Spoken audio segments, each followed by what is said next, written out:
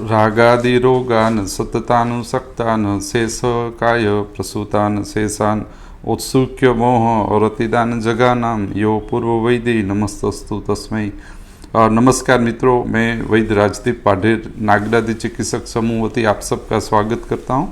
और आज का हमारा विषय है प्रमेय चिकित्सित, और हम 1 से 2 लेक्चर के अंतर ये प्रमेय चिकित्सित जो चिकित्सित स्थान का 6ठा अध्याय है उस पर विचार करके उसको हम 2 से 3 लेक्चर में पूर्ण करेंगे।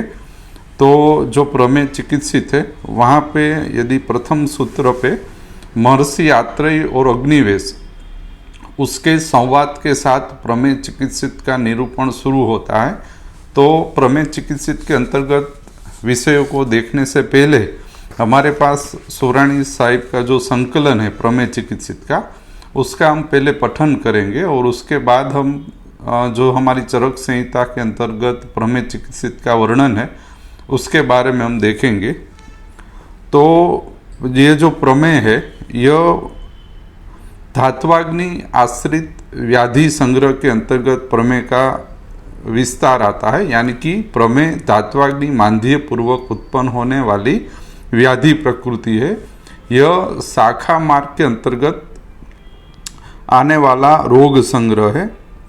प्रमेय के अंतर्गत जो हमारा सूत्र स्थान है, यानी कि स्वश्रुत, निर्देश, कल्पना, रोग, योजना, अनपान और द्रव्य संग्रह, तो ये जो सूत्र स्थान के अंतर्गत प्रमेय में से कौन कौन से विषय आते हैं उसका संकलन जो सुराणी साहिब में बताया गया है वो हम देखें तो प्रमेय जो है उसमें औसत चतुष्क के अंतर्गत इंद्रजव, सूंठी, हरितकी और चक्रधर, यानी कि कलिंग आदि, हरितकी और चक्रधर नामक दवाई का निदान, परिवर्जन, उपक्रम, चिकित्सा सूत्र और प्रकृति स्थापन हेतु वर्णन दिया हुआ है। कलिंग आदि यानी इंद्रजव, सूंठी, हरितकी का योग है और चक्रधर, हरिद्रा आदि का योग है, त्रिफला हरिद्रा आदि का। तो चक्रधर, कलिंग आदि और हरितकी औसत चतुष्क के अंतर्गत प्रमेय प्रकृति विघात हेतु निरूपण बताया गया है। प्रमेय के अंतर्गत स्वश्रुत चतुष्क के अंतर्गत क्या आता है तो कि भाई व्यायाम, चालू और उद्वर्तन, यानी कि चक्रमण, व्यायाम और उद्वर्तन प्रमेय प्रकृति के अंतर्गत विघात हेतु स्वश्रुत चतुष्क के साथ संकलित जो स्थिति है उसमें यह आता है। निर्देश चतुष्क के अंतर्गत कफ प्रकृति विघात पूर्वक प्रमेय निर्माण होता है, यानी कि कफ प्रकृति के विघात पूर्वक प्रमेय तैयार होता है। कल्पना में क्या आएगा? स्नेह, स्वेद, वमन, विरेचन, बस्ती और नस्य। स्नेह स्वेद पूर्वक अनुक्रम से वमन, विरेचन, बस्ती और नस्य जो संशोधनशील प्रकृति के प्रमेय पुरुष है उसको स्नेह स्वेद, वमन, विरेचन, बस्ती और नस्य का अनुक्रम से हमें प्रयोग करवाना चाहिए। रोग में प्रमेय प्रकृति योजना चतुष्क के अंतर्गत लंघन, रुक्षण और स्तंभन यह प्रधान उपक्रम योजना चतुष्क के साथ संकलित है। अनपान विधि में आता है मग, मेथी, जौ, सामो, हरिद्रा पूर्ण रूप से अपतर्पण कर अनपान प्रमेय के अनपान चतुष्क के अंतर्गत आते हैं। द्रव्य संग्रह, यानी कि 10वीं प्राणायतन के अंतर्गत प्रमेय में कौन से प्राणायतन बिगड़ते हैं तो इसमें बस्ती, शुक्र, ओज और हृदय इतने प्राणायतन प्रमेय के अंतर्गत विकृत हो जाते हैं। तो औसत, स्वश्रुत, निर्देश, कल्पना, रोग, योजना, अनपान और द्रव्य संग्रह सूत्र स्थान का प्रमेय के साथ यह संकलन सुराणी संहिता के अंतर्गत खूब अच्छी तरह से बताया गया है। यानी कि कलिंग आदि, हरितकी औसत के अंतर्गत, स्वश्रुत अंतर्गत व्यायाम, चक्रमण, उद्वर्तन, निर्देश के अंतर्गत कफ प्रकृति निर्देश, कल्पना में स्नेह स्वेद, वमन, विरेचन, बस्ती, नस्य, रोग में प्रमेय, योजना में लंघन, रुक्षण, स्तंभन, अनपान में मग, मेथी, जौ, सामो, हरिद्रा पूर्ण अपतर्पण कर अनपान और द्रव्य संग्रह में बस्ती, हृदय, शुक्र और ओज इतने संकलन सूत्र स्थान के साथ संकलित है। कौन कौन सी धात्वाग्नि बिगड़ती है? प्रधान रूप से रस, मांस, मेद और शुक्र धात्वाग्नि प्रमेय अंतर्गत बिगड़ती है। स्रोतोदुष्टि अति प्रवृत्ति प्रकारे स्रोतोदुष्टि इसमें होती है। प्रधान प्रमेय की क्या प्रकृति आती है? प्रभुत मूत्रता और आविल मूत्रता। प्रमेय के जितने भी भेद है, कफच प्रमेय, पित्तज प्रमेय, वातक प्रमेय, ये तीनों प्रमेय का प्रधान प्रकृति यदि कोई है तो वो है प्रभुत मूत्रता और आविल मूत्रता, जिसका रस वर्ण गंध अनुसार भेद किया गया है कि कफच प्रमेय, वातज प्रमेय और पित्तज प्रमेय 10, 6 और 4 अनुसार उसका विभाजन किया गया है। वो हम आगे आगे देखेंगे। कौन कौन से अधिष्ठान प्रमेय अंतर्गत बिगड़ते हैं?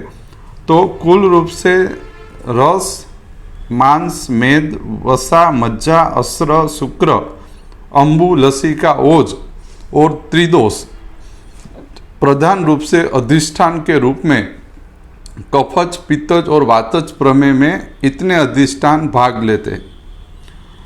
रस, मांस, मेद, वसा, मज्जा, अस्र, लसिका, शुक्र, अंबु और ओज। सुरानी साहिब के अंतर्गत निश्चित दोष संग्रह भी बताया गया है कि भी क्लेदक कफ, अवलंबक कफ, अपान, समान, पुरुष मूत्र, स्वेदो, वायु स्रोतस, वसा, मज्जा, लसिका, यानी कि ये जो अधिष्ठान के साथ संकलित दोष विशेष है उसका संकलन इसमें बताया गया है।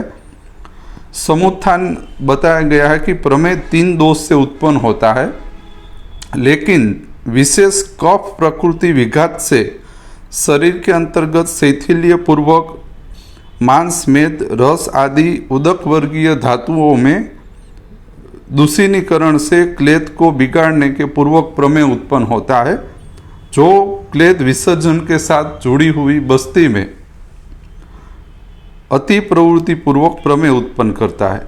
चिकित्सा क्या करनी चाहिए? तो स्वश्रुत और अनपान निदान परिवर्जन में देना चाहिए, उपक्रम में लंघन, रुक्षण, स्तंभन चलाना चाहिए और चिकित्सा क्रम में लंघन, दीपन, पाचन, वमन, विरेचन और बस्ती नस्य अनुक्रम से चलाना चाहिए। संप्राप्ति विघटन लिखिए कि प्रभुत आविल मूत्रता का पहले तो नाश होना, नियमित निर्गंध विशद कटु मूत्रता का उत्पन्न होना, नियमित विशद और कटु मूत्रता, बलवर्ण प्रसन्नता का आना, यह स्थिति यदि उपार्जित हो तो प्रमेय प्रकृति का संप्राप्ति विघटन हुआ है, ऐसा आपको ज्ञात करना चाहिए। तो यह क्या है? ये संहिता में प्रमेय चिकित्सित जो हमारा 6ठा अध्याय है उसका पूर्ण सार संहिता के साथ संकलित स्थिति में सुरानी साहेब ने जो बताया गया है संकलन, वो सरल और वैज्ञानिक अभिगम से तैयार किया गया संकलन है, जिससे क्या होगा, आपको प्रमेय के निदान और चिकित्सा करने में सुगमता होगी, तो ज़्यादा द्वंद्व उत्पन्न नहीं होगा। बराबर कि भाई लंघन, रुक्षण, स्तंभन उपक्रम ही चलाना है तो आपको ब्रूहण, स्नेहन, स्वेदन के बारे में अब सोचना नहीं है। अन्नपान में व्यायाम, चक्रमण, उद्वर्तन, मग, मेथी, जौ, सामो, हरिद्रा, यह प्रमेय प्रकृति विघात कर्ण स्वश्रुत अन्नपान है, तो इससे समुत्थान विच्छेद होता है। तो ये इससे क्या होता है, ये पूर्ण संकलन स्थिति में तैयार किया गया अन्नपान और स्वश्रुत है, जिससे काफी तीव्रता से प्रमेय प्रकृति विघात उत्पन्न होता है। तो पहले तो महर्षि आत्रेय और अग्निवेश का प्रमेय चिकित्सित में संवाद शुरू होता है। उसमें सर्वप्रथम कफच प्रमेय हेतु बताया गया है, क्योंकि कफ जो है यह प्रमेय का प्रधान प्रकृति विघात है।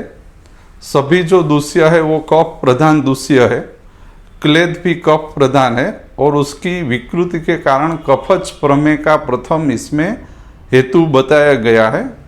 इसमें प्रथम हेतु आता है आस्य सुख, स्वप्न सुख, दधि, ग्राम्य, ओदक, आनुप, मांसरस सेवन, पय सेवन, नवान्नपान सेवन और गुड़ विकृति के सेवन से कफच प्रमेय प्रकृति निर्माण होती है।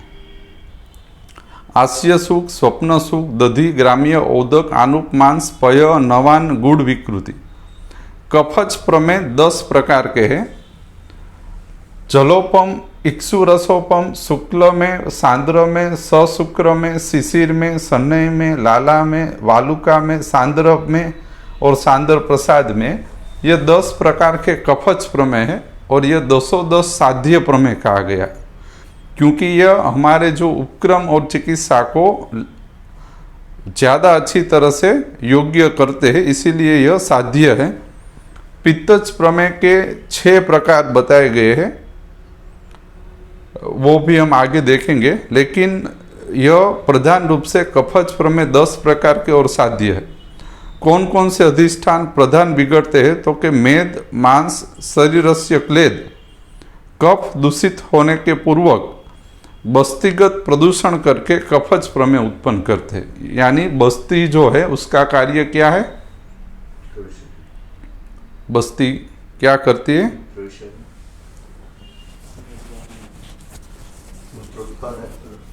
क्लेद विसर्जन, मूत्र विसर्जन અને ક્લેદનું વિસર્જન કરવાનું કાર્ય કરે। એટલે બસ્તી સહજ રૂપે ક્લેદ બગડવાથી બસ્તી સહજ બગડી જાય। આપણા શરીરમાં ક્યારેય કોઈ પણ રીતે ક્લેદમાં વિઘાત થાય નિદાનોથી, ચિકિત્સાથી કે કોઈ પણ રીતે, તો એની પહેલી ઇમ્પેક્ટ બસ્તી ઉપર આવે, બસ્તી અને સ્વેદ ઉપર આવે, કારણ કે આ બે જ એવા સંસ્થાન છે જે ક્લેદના વિસર્જન અને ધારણ સાથે સંકલિત છે, બરાબર। એટલે પ્રમેયમાં બસ્તીપૂર્વક વિકૃતિકરણ ચાલુ થાય।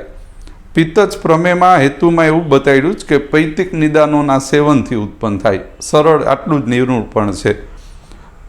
શું થાય? પ્રમેય અધિષ્ઠાનો અને એના ક્લેદની પિત્તપૂર્વક દુષ્ટિ થાય અને બસ્તી દૂષિત થવા પૂર્વક પિત્તજ પ્રમેય ઉત્પન્ન થાય। આ 6 પ્રકારના बताया। क्षार में, काल में, रक्त में, हरिद्र में, मांजिष्ठ में और नील में, और यह याप्य प्रकार के प्रमेय कहे गए। पित्तज प्रमेय क्षार, काल, रक्त, हरिद्र, मांजिष्ठ और नील में, और यह याप्य प्रकार के प्रमेय बताए गए। आवा प्रमेयना पेशेंट आपने देखे? आ प्रकारનું મેં હોય આવા આવ્યો પ્રેક્ટિસમાં। हरिद्र में, रक्त में, क्षार में, शुक्र में, आओ तो आवा जो तमे सरस विभाजन करो ने खाली बस्ती अने मूत्रનું परीक्षण करो तो तमने आ प्रमेय प्रकृतिना पेशेंट आरामथी तमने देखाय, बराबर। हरिद्र में, रक्त में, सन्नय में, शुक्र में पुष्कळ पेशेंट तमने प्रेक्टिसमां जोवा मळे, पण आपने देखाता शुं काम नथी? परीक्षण नथी करता, कां जोवानुं ज रही जाय। आपणे मूत्र परीक्षण जोवानुं रही जाय छे, एना लीधे आपने देखाता नथी।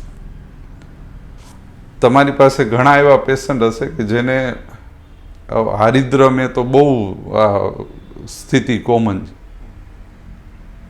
घणा पेशेंट ने आ हरिद्र में स्थिति पुष्कळ होय, पण आ कफज प्रमेय पुष्कळ जोवा मळे। जोवा आपने नथी देखाता, आपणे जोता नथी, एटले व्यक्त नथी थतुं, बराबर ने। एटले त्रिविध बोधीय परीक्षा छे एनी अंदर संहितामां जेटલું बताव्યું એ પેશન્ટની અંદર હોય જ, પણ આપણે દ્રશ્યમાન આપણને થતું નથી। એ એક આપણી ઓલી તકલીફ છે, બાકી કાંઈ નથી। પરીક્ષણ કરશો ને દેખાશે। પણ જાણવા જેવું સરસ એવું જ, એમાં ખાલી મૂત્ર સાથે અને બસ્તી હારે જ રિલેટેડ તકલીફ હોય, બાકી એમાં કાંઈ ના હોય, કારણ કે અત્યારના સમય પ્રમાણે બધાય તમને આના તો પુષ્કળ પેશન્ટ, કારણ કે પેલો જે પ્રથમ હેતુ બતાવ્યું આસ્ય સુખ, સ્વપ્ન સુખ, દધી, ગ્રામ્ય ઉદક, આનુક માંસ, પય સેવન, નવાન્ન પાન, ગુડ વિકૃતિ, તો અત્યારે આના જ પેશન્ટ।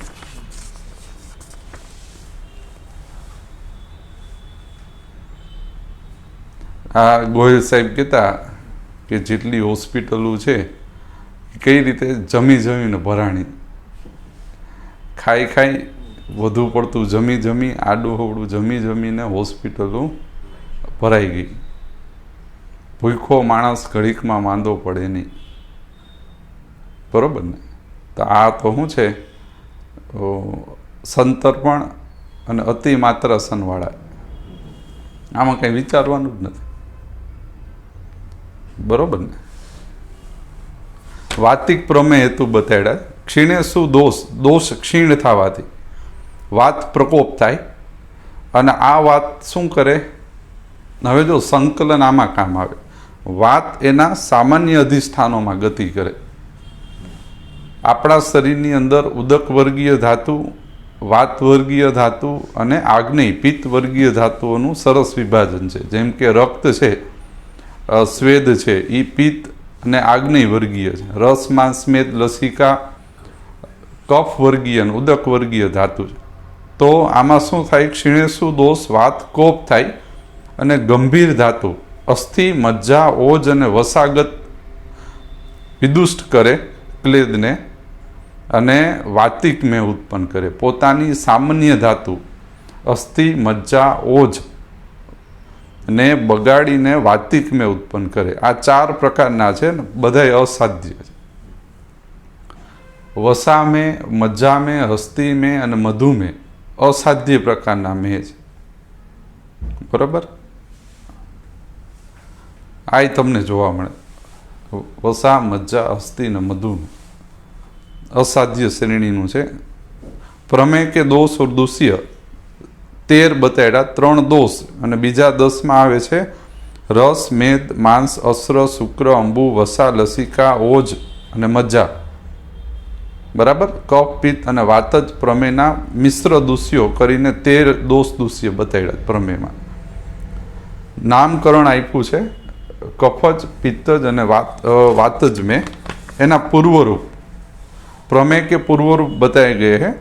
इसके बाद ये पूर्वरूप प्रमेय की संक्षिप्त चिकित्सा और अनपान को देखकर हम नेक्स्ट टाइम उसका डिटेल निरूपण हम देखेंगे। तो प्रमेय के पूर्व रूप में क्या बताया गया है? स्वेद, अंगगंध, शिथिलांगता, शरीर ढीलू पड़ी जाए, शिथिलांगता नो हाव सरल छे, शरीर ढीलू पड़ी जाओ, शय्यासने रति, स्वप्न सुखे रति, बेसी रहेवानुं अने सूई रहेवानुं मन थाय। आवा पेशન્ટ जोया? पेशન્ટ ने कई करवुं ज नथी, ई तो आ पुष्कळ पेशન્ટ छे। समझी गया? शय्यासन अने स्वप्न सुखे रति। नेत्र, जीवा, श्रवणस्य उपदेह, घनांगता, नेत्र में, जीवा में, श्रवण में उपदेह थाय। उपदेह एटले क्लेद, पचपचू, चिकास अने मलो थी लिप्त रहे। कान, जीवा अने श्रवण ये स्पष्ट दृष्टिगोचर थाय। मलोथी युक्त, चिकासवाड़ा, पचपत्ता तमे जोया आ रीतनु? बराबर ने? आ सरस, आ प्रमेय परीक्षण है। आनाथी प्रमेय थाशे एनी पूर्ण संभावना है। आ पूर्वरूप है। बराबर ने? घनांगता, केस, नख, दंत नी वृद्धि, नखांत केस नी वृद्धि थाय, असामान्य वृद्धि। शीत प्रियत्व, ठंडू होय ने एना उपर एने प्रियत्व होय, ठंडू पाणी, एसी, आ बधा एमां मजा आवे। गल, तालू, शोष, गळामां अने ताळुमां शोष थाय। माधुर्य, हास्य, मोढामां मधुरता लागे। त्रणेय प्रमेयमां आवुं थाय पूर्व रूपनी अंदर। करपातगत दाह, मूत्रे अपि धावंती पीपलिका, मूत्रमां पीपलिका अभिसरण थाय। तो भविष्यगत, मेहगत पूर्वरूप या बताड्या छे। शू करवानुं? संशोधनशील प्रमेय को संशोधन देना चाहिए। जो संशोधनशील नहीं है उसको संशमन योग चालू करवाए, जिसमें प्रधान रूप से मंथ, कसाई, चूर्ण, यव, अवले और लघु भक्ष्यों का उपयोग करे। प्रमेय में कौन कौन से आहार द्रव्य देने चाहिए? तो इसमें बताया गया है विसिकर, जांगल, प्रतुद, मांस रस को जौ के साथ उपयोग करे। जौ के अनेक विकल्प भक्षण बनाए। जौ के मुद्ग आदि यूसों का उपयोग करें, रुक्ष अन्न और रुक्ष पान का उपयोग करें, तिक्त शाक का ही उपयोग करें, रक्तशाली का उपयोग करें, नसोतर और सरसर तेल युक्त साली यव आदि का उपयोग करें, तृण धान्यों का उपयोग करें और मध और यव के विविध प्रकार के भक्ष्यों का उपयोग करें। तो ये प्रमेय के सामान्य अन्नपान दिए गए हैं जिससे प्रमेय प्रकृति का विघात होके समुत्थान टूटेगा। तो इसकी जो डिटेल परीक्षा है और जो उसके औसत संशमन योग आदि है उसका हम नेक्स्ट टाइम पे विचार करके आगे बढ़ेंगे। तो अभी यह रखते हैं और देखना अभी ये जो सुरानी साहिब का संकलन है जो हम यहाँ पे थोड़ा आपको पठन करवा रहे हैं, यह सरल से सरल निरूपण आपके सामने हम प्रस्तुत कर रहे हैं। यदि आप संहिता खोलोगे तो आपको समझ आएगा कि ये जो हम यहाँ पे कह रहे हैं यह संहिता का सार और सरल निरूपण। संहिता में सरल से सरल किस तरह से हम उसको समझ पाए और चिकित्सा में किस तरह से उसको सरलता से लागू कर पाए, उसका महत्तम विचार करके यह संकलन और दृष्टि आपके सामने हम रख रहे। तो सुरानी साहिब का संकलन आप पढ़े संहिता के अंतर्गत, और दूसरा यहाँ जो हम संकलन पढ़ा रहे यह निदान और चिकित्सा में सुगमता और सरलता उत्पन्न करता है। Thank you.